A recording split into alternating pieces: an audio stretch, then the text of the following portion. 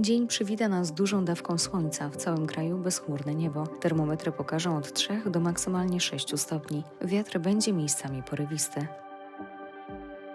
W drugiej części dnia temperatura wzrośnie do 19 stopni. Tyle zanotujemy m.in. w Bydgoszczy, w Poznaniu i we Wrocławiu. Bezchmurne niebo wciąż utrzyma się w części północno-zachodniej. W pozostałych regionach pojawią się niewielkie chmury. Temperatura minimalna to 13 stopni na Pomorzu.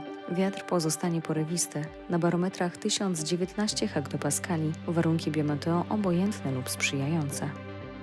W przeważającej części kraju jakość powietrza na poziomie dobrym lub bardzo dobrym. Najwięcej zanieczyszczeń w powietrzu zanotujemy dziś na Podkarpaciu.